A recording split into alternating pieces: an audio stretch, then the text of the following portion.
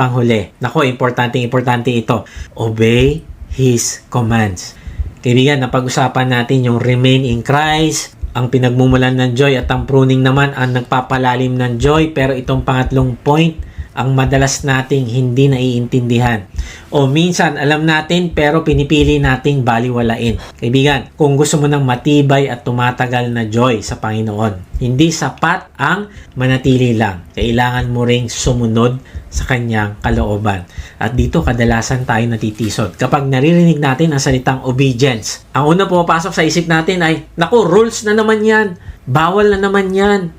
Restriction na naman yan. Parang pinapahirapan na naman ako ng Diyos. Pero kaibigan, mali ang mindset na yon sa Diyos at sa obedience. Tandaan mo ito. Ang obedience ay hindi kulungan. Ang obedience ay daan. Obedience is the pathway to joy. Hindi ito binigay ng Diyos para kontrolin ka. Kasi kaya ka naman kontrolin ng Diyos. Kaya kanyang gawing robot. Pero hindi kanya ginawang robot kasi mahal ka niya eh. Ginawa niya ang obedience para protektahan ka, palayain ka, at dalhin ka sa joy na galing mismo sa Kanya. Kaya basahin natin yung sinabi ng Panginoon, John 15:10. Kung tinutupad ninyo ang aking mga utos, mananatili kayo sa aking pag-ibig. Kung paanong tinutupad ko ang mga utos ng aking Ama, at ako'y nananatili sa kanyang pag-ibig. Napakahalaga ng verse na ito. Hindi sinabi ng Panginoong Hesus, kung susunod ka, mamahalin kita. Yun ba yung sinabi? Hindi din niya sinabi, sumunod ka muna bago kita tanggapin. No, hindi ganun. Ang sinabi niya ay kung tinutupad ninyo ang aking mga utos, mananatili kayo sa aking pag-ibig. Ibig sabihin, ang obedience ay hindi paraan para makuha ang pag-ibig ng Diyos. Bakit? Kasi minahal ka na niya noon pa man, kahit nung makasalanan ka pa at makasalanan ako. So, ang sinasabi dito sa talata ay kailangan mo sumunod para manatili ka sa ilalim ng pagmamahal ng Diyos na meron ka na. Mahal ka na niya. Parang ganito, mahal ka ng Diyos, hindi ito mawawala. Pero kapag hindi ka sumusunod, ikaw mismo ang lumalayo para ma-experience mo ang kanyang pagmamahal na nasa iyo na. Umaalis ka doon. Hindi dahil umalis siya, kundi dahil umiwas ka o umaalis ka dahil mas gusto mo masunod ang iyong sarili. At pansinin mo ito, hindi lang utos ang ibinigay ng Panginoong Hesus, kundi nagbigay din siya ng halimbawa. Sabi niya, kung paanong tinupad ko ang mga utos ng aking Ama at ako'y nananatili sa kanyang pag-ibig. Kaibigan, ang Panginoong Hesus mismo ang modelo ng obedience o pagsunod. Ang pagsunod niya sa Ama ay hindi dahil napilitan siya. Yun yung gusto niya imodelo sa atin. Ang gusto niya imodelo sa atin ay hindi siya sumunod dahil natatakot siya, kundi dahil ito ang kagalakan niya. Na-enjoy niya, nade-delight siya na sumunod. Grabe no, minsan akala natin ang pagsunod ay pagiging malungkot ng buhay o pagiging boring ng buhay. Pero hindi. Kung susunod ka sa Diyos, magbubunga ito sa iyo ng kagalakan. Dami kong sinunod sa Diyos, ang dami kong binitawan dahil sinabi ng Diyos, gawin ko yon. Pero alam mo, ilang taon na, 20 years na, pero wala akong pinagsisisihan sa pagsunod ko sa Diyos. Dahil yun pala mismo ang nagbigay ng joy sa akin. Akala ko yung joy ko, dati makukuha ko dun sa mga iniisip ko, dun sa mga makamundong kasiyahan. Pero hindi pala. Kaya nga, bakit ang joy nasa Panginoong Hesus, nasa pagsunod sa Kanya? Kasi mararanasan mo ang supernatural na lakad kasama siya. Habang sinusunod mo siya, nakikita mo, nakasama mo siya at nagagawa mo yung mga bagay na supernatural na kung ikaw lang di mo kaya. Magkakaroon ka ng tamang direksyon. Mabubuksan ang mata mo sa tama at mali at makakaiwas ka sa mga self-inflicted problem. Yung mga problema na ikaw din naman ang gumawa kasi hindi ka sumunod sa Diyos. Makakaiwas ka doon. Kaya malinaw ang sinabi ng Panginoong Hesus sa John 4:34. Sinabi sa kanila ni Hesus, ang pagkain ko'y ang tuparin ang kalooban ng nagsugo sa akin at tapusin ang pinapagawa niya sa akin. Wow, grabe. Parang sinasabi ng Panginoon na ang kasiyahan ko ay sundin ang kalooban ng Ama ko at tapusin ang pinapagawa niya. Alam naman nating mahirap ang layunin ng Diyos para sa Kanya. Siya ang magbububo ng kanyang dugo para magbayad ng ating kasalanan. Pero tignan mo ito, nagagalak siyang gawin ito kahit masasaktan siya, kahit papatayin siya. Bakit? Dahil ito ay kalooban ng kanyang Ama. Dahil ito ay kalooban ng kanyang Ama na minamahal niya. At kung ito ay kalooban ng kanyang Ama, ay makakaasa siya na ito ay mabuti. Kaibigan, kapag tatanungin ka ngayon, ano ang nagpapasaya sa'yo? Tama ba? Lagay natin sa comment section. Kapag tatanungin ka ngayon, Ano ang nagpapasaya sa'yo? Kung sa tingin mo ay wala kang joy ngayon, maaari mong suriin ang sarili mo kung ano ang pinapagawa sa iyo ng Diyos na hanggang ngayon ay hindi mo pa sinusunod. Simulan mo gawin ito, kaibigan, at tapusin. At kapag ginagawa mo ito, ay ito magbibigay ng joy sa iyo. Ito ang magpapasaya sa iyo. Kaya nga kung ang nagpapasaya sa iyo, yung pagsunod sa Diyos, praise God, kaibigan, dahil ikaw ay nagmamature. Dahil ang Diyos ay patuloy na kumikilos sa buhay mo. Sabi sa John 8:29, at kasama ko ang nagsugo sa akin at hindi niya ako iniiwan. Sapagat lagi kong ginagawa ang kalugod-lugod sa Kanya. Ito ang puso ng Panginoong Yesus. May joy siya kasi alam niyang nalulugod ang Ama sa Kanyang ginagawang pagsunod. Kaya kaibigan, kung ang anak ng Diyos mismo ay may joy sa obedience, bakit natin inisip na kapag sumunod tayo sa Diyos ay mawawalan tayo ng joy? Bakit natin inisip na boring ang pagsunod? O KJ ang Diyos, wag na lang sundin yan. Kasi pahirap lang pinapagawa niya. Mali ito, kaibigan. Bakit? Tingnan mo, tuloy natin. John 15:11. Sinabi ko sa inyo ang mga bagay na ito upang mapasa inyo ang kagalakan ko at nang sa gayon ay malubos ang inyong kagalakan. Hindi sinabi ng Panginoon na sumunod ka para magmukhang banal. Hindi rin niya sinabi sumunod ka para hindi ka mapagalitan. No. So ano daw ang reason kung bakit niya sinasabi sa ating sumunod? Ano ang reason kung bakit niya minomodelo ang pagsunod? Kasi kung susunod tayo, ang sabi niya, upang mapasa inyo ang kagalakan ko at nang sa gayon ay malubos ang inyong kagalakan. Ang ibig sabihin, ang joy na nararanasan ng Panginoong Yesus sa pagsunod sa kanyang Ama ay yun din ang joy na nais niyang ipamana sa iyo at sa akin. Kapag sumusunod ka sa Diyos, hindi ka nawawalan ng joy, kaibigan. Bakit? Kasi nakikibahagi ka mismo sa joy ng Panginoong Yesus na hindi nauubos. Sa tuwing pinipili mo ang tama kahit mahirap, sa tuwing umiiwas ka sa kasalanan kahit may tukso sa harapan mo, sa tuwing nagpapatawad ka kahit masakit, sa tuwing sumusunod ka kahit walang kapalit, ay dadaloy ang joy na meron ang Panginoong Yesus papunta sa iyo. Kaibigan, kung nawawala ang joy mo ngayon, baka hindi dahil kulang ang panalangin mo o kulang ang worship mo, kundi baka may isang kalooban ang Diyos na matagal mo nang alam, pero matagal mo na rin hindi sinusunod. At hindi ka niya tinatawag ngayon para hatulan ka. Tinatawag ka niya para ibalik ka sa joy o kagalakan. Dahil ang Diyos na nag-uutos sa iyo ay siya ring Diyos na nagmamahal sa iyo.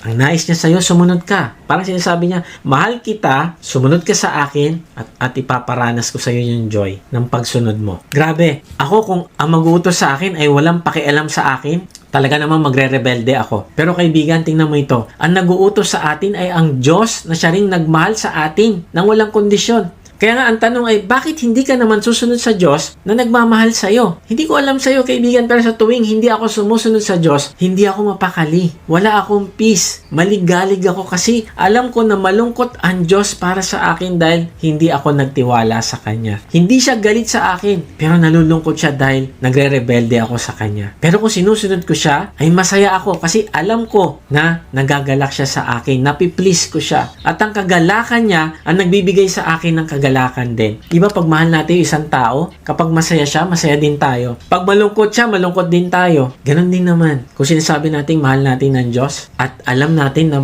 nasisiyahan siya, kapag tayo sumusunod, susunod tayo sa Kanya. Bakit tayo sumusunod? Bakit ako sumusunod? Kasi may relasyon ako sa Kanya. Siya ang aking tatay sa langit. Gusto ko ipakita sa Kanya yung aking pagmamahal sa pamagitan ng pagsunod ko sa Kanya. Kung minsan inisip natin, ayoko sumunod kasi mabigat.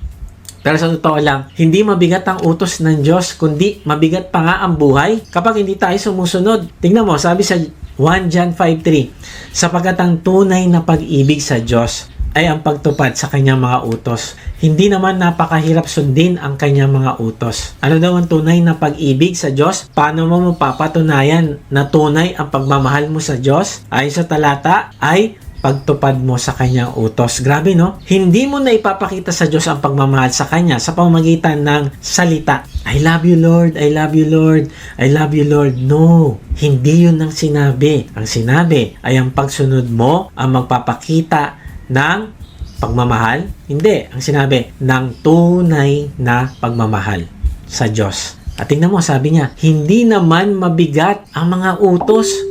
Hindi mabigat, sa totoo lang, mabigat naman talaga. Pero ang sinasabi niya, hindi mabigat ang mga utos. Bakit? Kasi tutulungan ka naman niya. Siya yung mag-e-empower sa'yo sa pamamagitan ng Holy Spirit. Kaya ang sinasabi niya, magaan lang yan. Hindi ito napakahirap. At kung susunod ka, ito yung magdudulot sa'yo ng pagbubunga at kagalakan. Bakit? Kasi alam mo na nasunod mo yon, hindi naman din dahil sa'yo, tinulungan ka ng Diyos. Alam mo yung way, sinabihan ka na, in 300 meters, turn right. Hindi ka lumiko kasi feeling mo, mas shortcut pa dito eh. Tapos, tingnan mo, saan ka napunta? Traffic, dead end, na-late ka tuloy. Hindi ka pinarusahan ng ways, kundi sumuway ka lang. Ganon din sa buhay. Obedience is God saying, anak, dito ka dumaan. Safe ka dito. Masaya ka dito. Mas makabuluhan ng buhay mo dito. Hindi para controlling ka, kundi para pangunahan ka sa joy na hindi mo kayang likhaing mag-isa. Iniingatan ka niya sa peking joy na makikita mo sa mga temporaring bagay.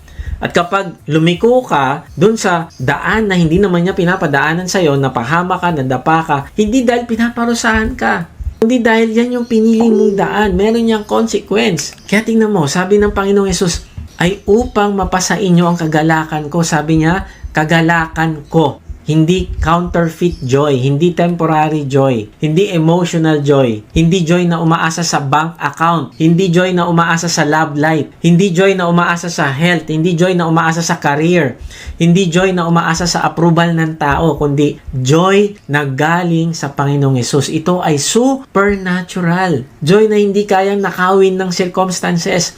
Joy na kahit umiiyak ka, matatag ka pa rin sa loob. Joy na kahit may pruning, may peace ka. Pero paano natin makakamit yung joy? Through obedience. Kapatid, when you obey God, you are actually opening your heart to receive His joy. When you disobey God, you are closing the door. Sabi ni Charles Spurgeon, Christ would have His people happy with a holy joy. Ibig sabihin, ang obedience ay invitation ng Panginoong Yesus. Anak, sumunod ka. Tingnan mo, sinabi niya, sumunod ka. Ito yung holy joy. Yung pagsunod mo, magpo-produce ng holy joy. Yung hindi mo pagsunod, magpo-produce ng peking happiness. Kaya sinasabi niya, anak, sumunod ka. Kasi gusto kitang bigyan ng kagalakan. May sinabi si Pastor Chris Belfields nung bata pa siya.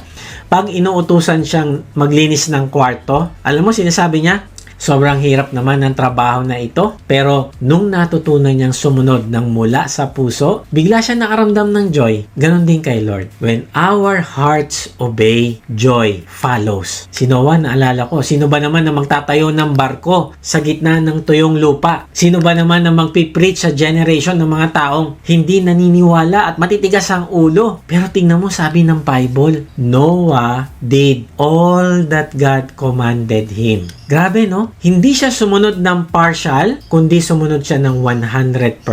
Ano sabi? Noah did all. Grabe, lahat ng instruction ng Diyos ay ginawa niya. Hindi niya inisip na, ano ba naman yan? Ano ba naman? Ang laki-laki ng barko, pwede namang maliit lang eh. Hindi ko pa nga naranasan, ano ba yung ulan? Tsaka ano ba yung baha? No. Hindi siya sumunod dahil madali. Hindi siya sumunod dahil trending sa church. Naku, ito yung ginagawa ng kapatiran, gagawin ko rin. Magjo-join ng D-group. Sige, mag-join ako ng D-group kasi kikita ko sila eh, ganun sila eh. Mag-lead na rin ako ng D-group kasi yung kasama ko, nag-lead na rin ng D-group eh. Hindi ka susunod dahil yun ang trending. Hindi sumunod si Noah dahil naintindihan niya ang lahat. Kundi sumunod siya dahil mahal niya ang Diyos. At ano yung kapalit? Salvation, protection, presence ng Diyos, worship, at covenant na may joy. Pagkatapos nung baha, anong unang ginawa ni Noah? Nag-worship. Kasi obedience leads to joyful communion with God. Tandaan mo ito. Obedience is not bondage. It is freedom. Obedience is not sadness. It is joy. Obedience is not fear. It is love expressing itself. So, paano nga ba tayo mag-obey ng may joy? Paano natin ito may apply? Obey quickly. Kaibigan, kapag nangusap ang Diyos sa iyo at malinaw ang kanyang inuutos, ang tunay na pagsunod ay hindi pinapatagal. Kasi kapag pinatagal mo, kadalasan, nagiging dahilan na yan para hindi na talaga sumunod. Tama ba? Diba? Delayed obedience is disobedience. Minsan, sasabihin natin, Lord, mamaya na. Pero ang totoo, habang tumatagal, mas lumalakas ang dahilan, mas dumarami ang excuses. Kaya nga sinasabi ng salita ng Diyos sa Psalms 119:60, Ako'y nagmamadali at hindi naaantala na sundin ang iyong mga utos. Pansinin mo, hindi lang niya sinabing susunod siya, kundi sabi niya nagmamadali pa siyang sumunod.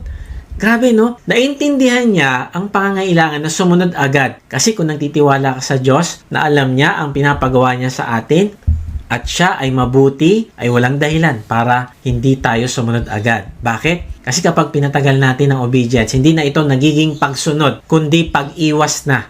At doon, unti-unting nawawala ang joy. Kasi ang puso natin ay nakikipagtalo na sa Diyos, imbis na magtiwala sa Kanya.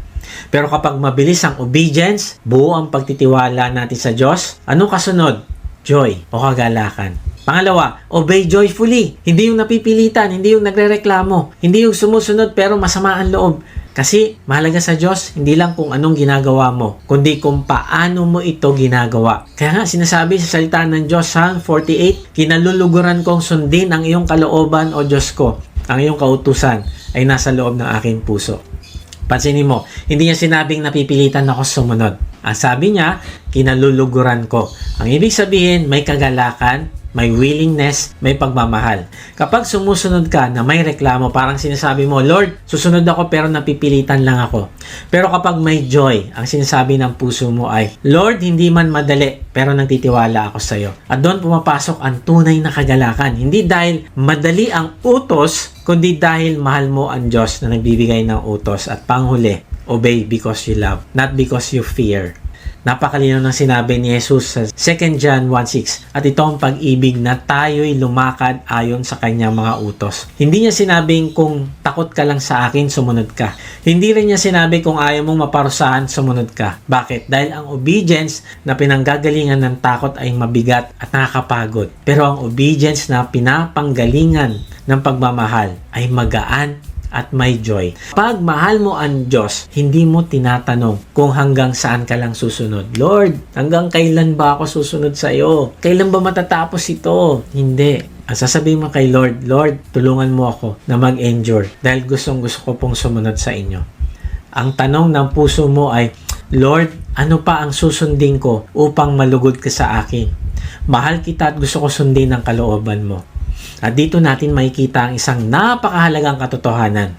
Ang joy ay hindi nawawala dahil sumusunod ka sa Diyos. Kung hindi nawawala ang joy kapag tumitigil kang sumunod sa Kanya. Ito yung katotohanan na dapat mo malaman. God is calling you to obey para palayain ka. Kaya tanungin mo ito sa sarili, ano inaayos ng Diyos sa puso mo ngayon? Forgiveness ba? Repentance ba? Letting go ba? Holiness? Trust issue ba? Lust, pride, bitterness. Tanungin mo ito sa sarili. Lord, anong inuutos mo na matagal ko nang tinatakbuhan? At ano ang joy na hindi ko nararanasan dahil dito? At maaaring ngayon sinasabi niya sa iyo na isuko mo na ang iyong buhay sa Panginoong Hesus. Manampalataya ka sa Panginoong Hesus na siya ang nagbayad ng iyong kasalanan sa krus. At kapag ginawa mo ito, mananahan siya mismo sa iyo. Maaaring inuutusan ka niya ngayon. At ang sinasabi niya sa iyo, obey. Isuko mo sa akin ang iyong buhay. Dahil ito ang magbibigay sa iyo ng joy. Ito ang magbibigay sa iyo ng meaningful life. Kaibigan, kahit nasaan ka ngayon, ipahayag mo ang iyong pananampalataya sa Kanya. Sabihin mo sa Kanya, Panginoong Hesus, inaamin ko po na ako po ay makasalanan. Patawarin mo po ako. Nananampalataya po ako na ikaw ang nagbayad ng lahat kong kasalanan sa krus. Ngayon nga po ay binubuksan ko na aking puso. Pumasok ka, manahan ka po sa akin. Tinatanggap po kita bilang aking Panginoon at tagapagligtas. Simula ngayon, tatalikdan ko na po yung aking kasalanan. Tulungan mo po ako na manatili sa iyo. Tulungan mo po ako na sumunod sa iyo.